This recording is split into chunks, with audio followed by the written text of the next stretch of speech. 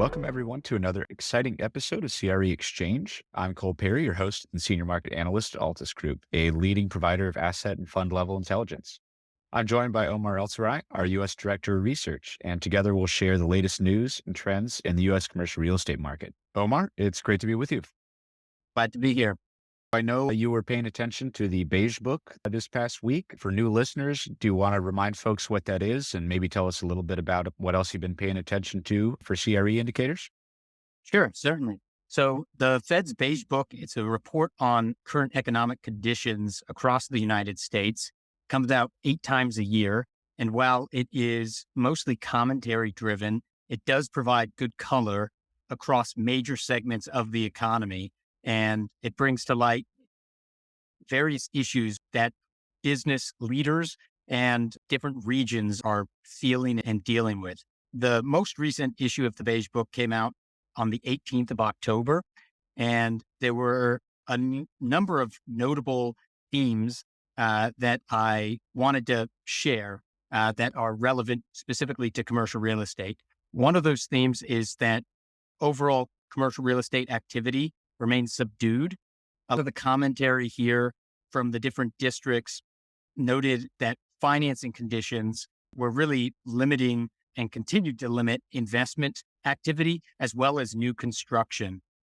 This really came to light through commentary noting how difficult it was to secure financing or changes in underwriting standards, which ultimately reduced proceeds for financing or increased cost of financing.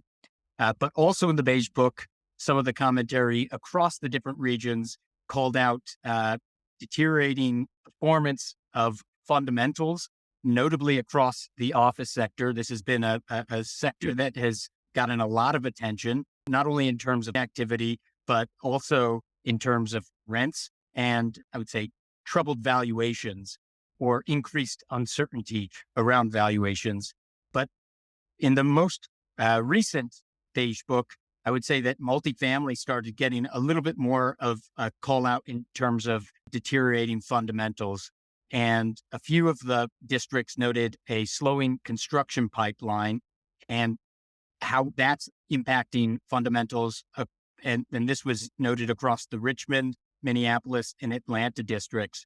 And then a final note that I would make around takeaways from the Beige book had to do with the perceived level of risk or just overall uncertainty that surrounds commercial real estate. And I thought that this commentary from the Beige book report really echoed some of the commentary that the Fed put out in another report that they do, which came out earlier this month as well, which was the Financial Stability Report.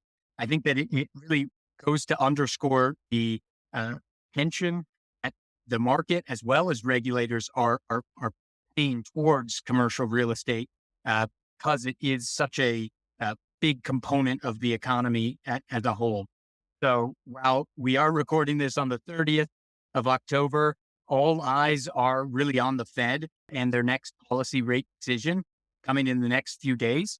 And so that's something that we're going to continue to see play out and see how this higher cost of capital environment reverberates really across the commercial real estate industry. But also coming out this last week and a little bit more timely was the GDP release. So Bureau of Economic Analysis released its initial estimate of U.S. real GDP for the third quarter of 2023. And what really reflected is that the economy as a whole remains quite resilient despite this high rate environment. So the BEA's real GDP showed the economy growing at an annualized rate of 4.9% in the third quarter. This is the strongest growth since the fourth quarter of 2021. And while it is a rather large number, it was in line with expectations from across investors and many economists.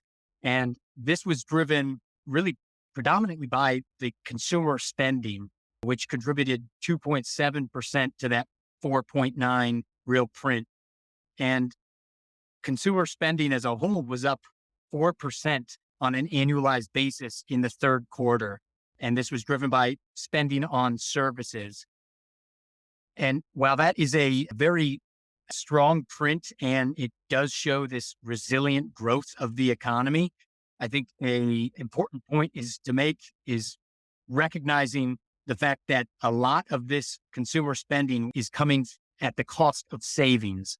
And so you're seeing consumer savings really be depleted. But I think it's supportive in the short term. It may not be all that sustainable. So with the most recent GDP numbers, we also saw that disposable income declined at a 1% annualized pace in the third quarter, and savings rate fell below 4%. So in the third quarter, it fell to 3.8%. That is down from 5% in the prior quarter. And Cole, I know you were paying attention to some other big macro releases, including new home sales, retail spending, as well as business inventory. What were some of the notable takeaways you had from those releases? Yeah, I think a lot of things I was taking a look at add some color to what you were just talking about with GDP, notably retail sales. So these have risen for the sixth straight month in September at 0.7% month on month. This is seasonally adjusted, so not inflation adjusted, but if you do adjust for inflation, you see a 0.3% increase in retail sales specifically. So online sales and automobile sales were actually up 1% month on month, but specialty store sales were up 3%, which is pretty huge, particularly because I think you would associate specialty store sales with luxury goods, proving that resilience of the consumer. Now, wages continue to outpace inflation. Consumer spending does continue to grow, and consumer spending is really about 2/3 of U.S. economic output. So these strong retail sales numbers are among large contributors or indicators of that Thursday release of GDP that kind of, while it didn't blow past expectations, I think there were some people who looked at the Atlanta Fed's GDP Now number a few weeks ago and 5.8%. That's crazy. And here we are with nearly 5% growth. I would caveat this by saying that student loan repayments did not start until October. And so we may see a damper on retail sales, or we may see this be a damper on retail sales in quarter four. So something we'll have to take a look out for in a month or two here. I also looked at business inventories. So these were up 0.4% month on month in August after only edging up 0.1% in July. Year on year, they're up 1%. Pair this with sales though. So for all business, August represented the second month in which the inventory to sales ratio actually declined. So it sits right now at 1.37, which is not really far from the historical average, but a decline indicates that demand for retailer and wholesaler and manufacturer goods is actually stronger than those producers were anticipating. So this is likely due to the widespread perception among these entities that there might be a recession in 2023. And as evidenced by the GDP numbers, we've certainly avoided that for now. Lastly, new home sales, they came out on the 24th of October. These surged 12.3% year on year in September to a seasonally adjusted rate of 759,000. But existing home sales plunged 15.4% year on year, which make up a much larger portion of total home sales. However, this does make sense in the context of mortgage rates, right? We've talked about this on the past few podcasts that as of right now, back in August, the fixed 30-year fixed mortgage rate topped 7%. And now it's nearing 8% and may cross that within the next couple of weeks. Fannie Mae reported an average 30-year fixed mortgage rate of 7.79% on October 26th. And we also got some data from NAR that said unsold home inventory sits at about 3.4 months of supply. I mean, that's up from 3.2 months of supply from a year ago, but it's down significantly from what the NAR would consider a balanced year in which a 6 months supply was pretty common.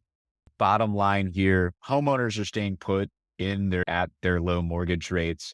I think you've seen a lot of brokers out there trying to make the case that if you can get into a house at 8%, perhaps in a year or two from now, you could refinance at a much lower rate. But I think people aren't sure that's a sure bargain. This is something we'll talk about a little bit later in the podcast, but I think that you've seen this has still been a big boon to some of the multifamily REITs and apartment owners that have really collected those folks who have been locked out of the housing market for the time being.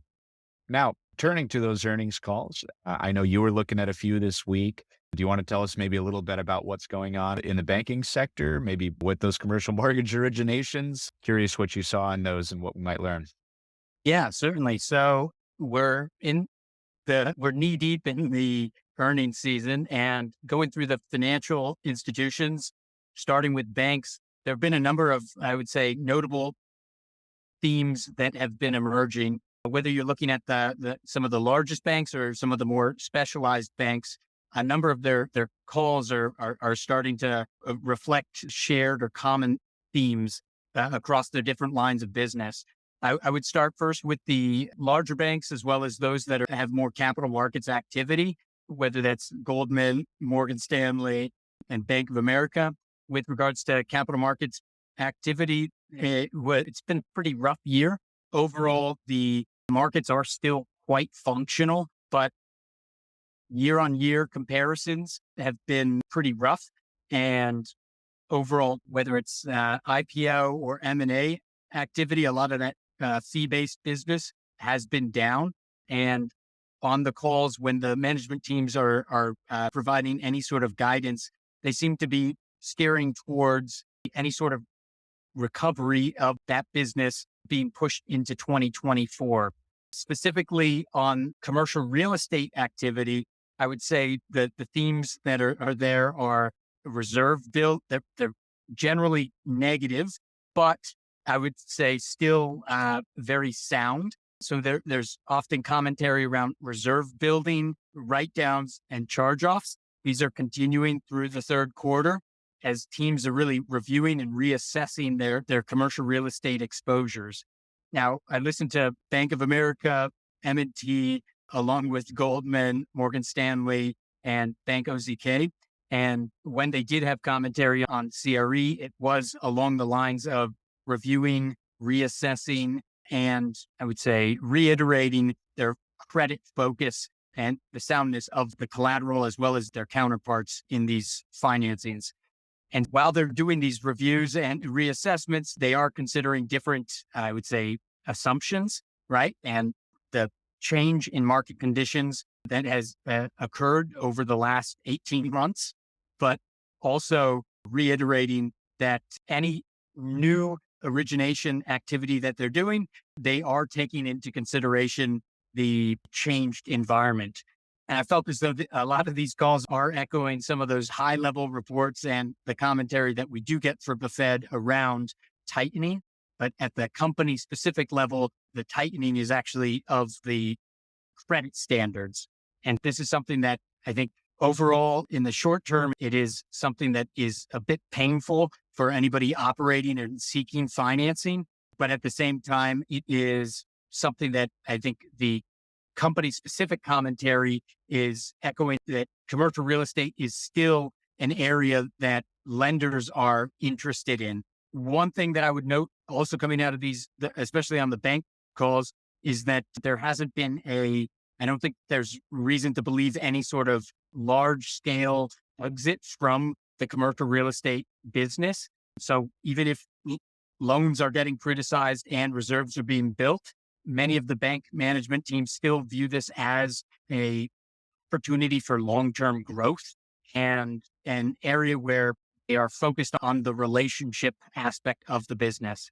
Outside of the bank space, a number of asset managers have also reported, and generally they've reported, I would say, optimism on improved fund flows. This was a big concern in prior quarters as a lot of, whether it was retail or indirectly retail business coming through institutional channels, was going towards money market and a shorter duration in cash-like securities.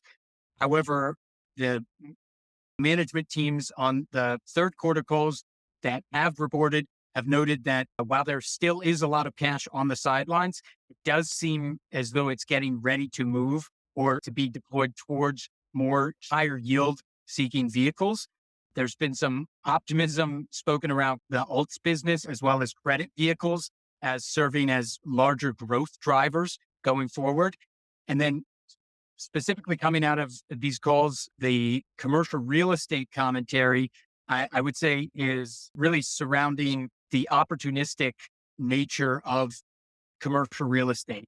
And while there has been some trouble in like large scale deployment lately into commercial real estate opportunities, I think that the commentary that management teams have provided does point towards continued interest in commercial real estate, whether on the equity side, it's looking opportunistically for some sort of price reset. It's ready to be deployed in any sort of basis reset, or on the credit side and looking at it from the lens of stepping in and either supplementing or replacing what would be traditional bank credit for the space.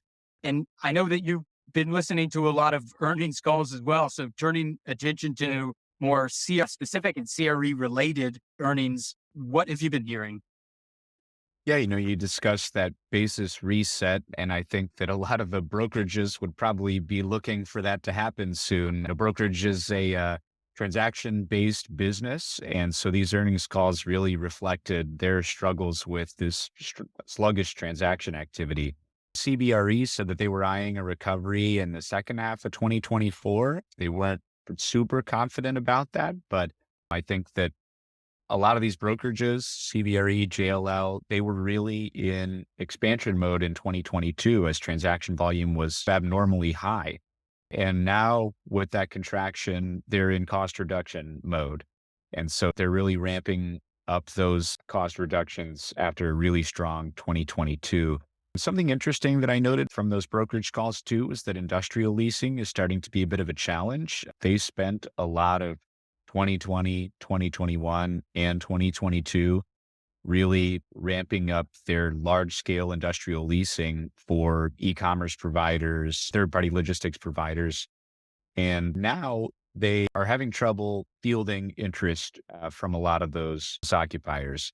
So those large occupiers are holding off on their decisions until there's more clarity about the economy, until there's more clarity about world geopolitical events and more certainty about what their supply chains are going to need to look like hereafter. I also took a look at REITs. And so we had some interesting themes across industrial, office, and retail. So on the industrial side, reflecting some of those things you heard from the brokerage firms, there's been a new wave of supply that has pushed a lot of downward pressure on market rents.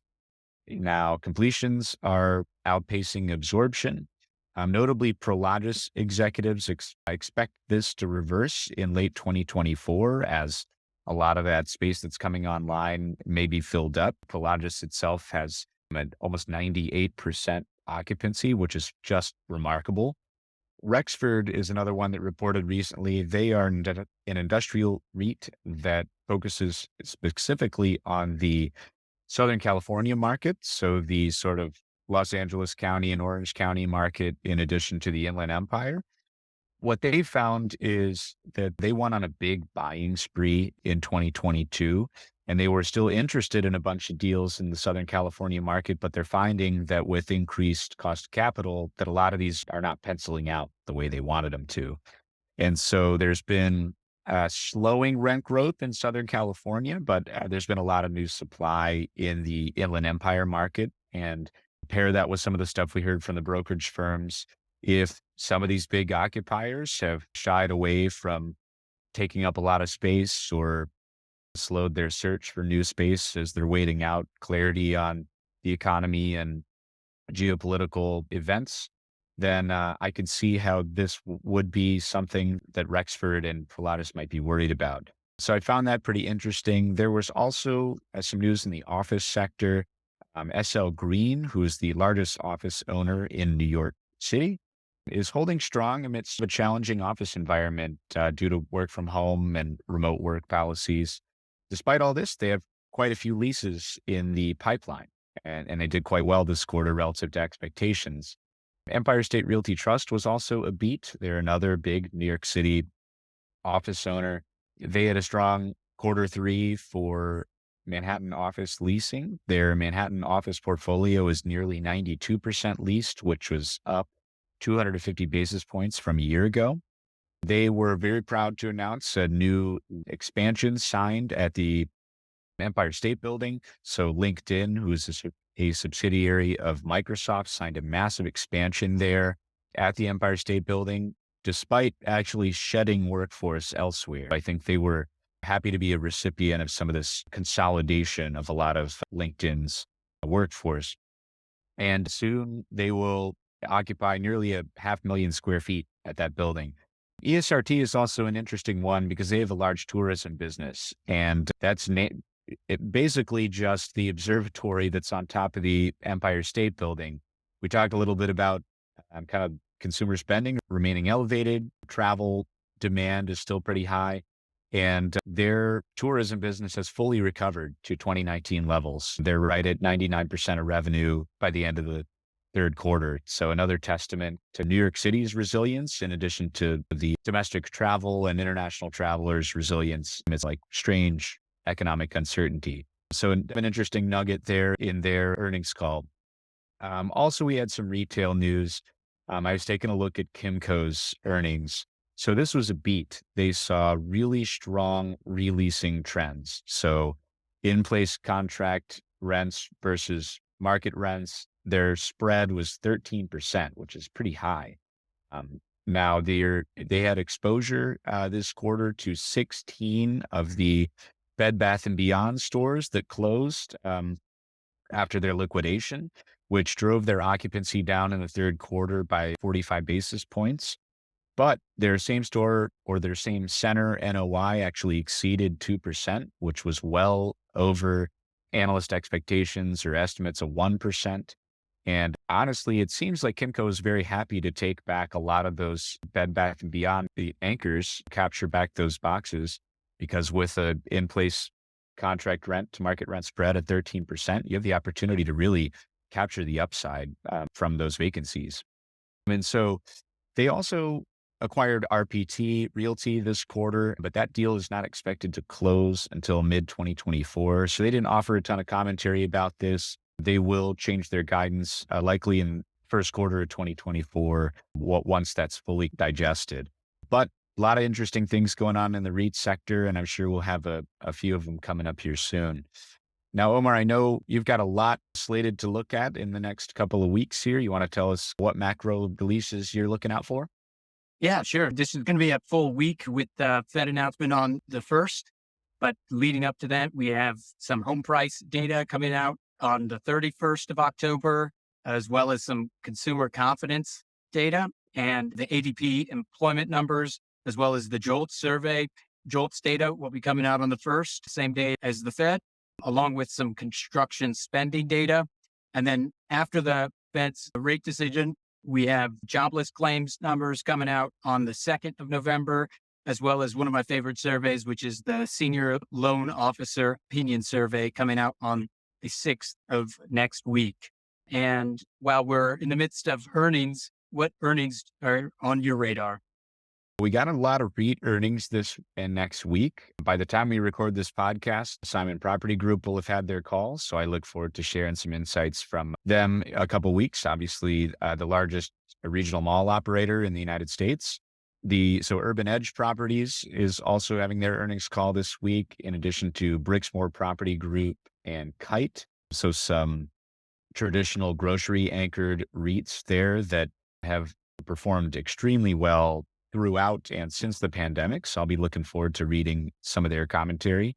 Also, we have Vornado and Macerich, which is another large public U.S. mall REIT. So should be interesting there. They have a portfolio of properties that I think is a good barometer for the way consumer spending might look. They have some very high profile assets in super regional malls in large global entry cities, and also everything down to some small properties in even tertiary markets in the US. So I'll be super interested to hear their commentary on sales and leasing. Also, by the time we record or by the time we release, we'll have Cushman and Wakefield, another big brokerage that actually came out today as we're recording this. So I look forward to digesting their commentary as well. In the same vein, I know you have a couple of announcements that you want to share with listeners. What do you got for us? Yeah, we have the State of the Market edition coming up next week on the 9th of November.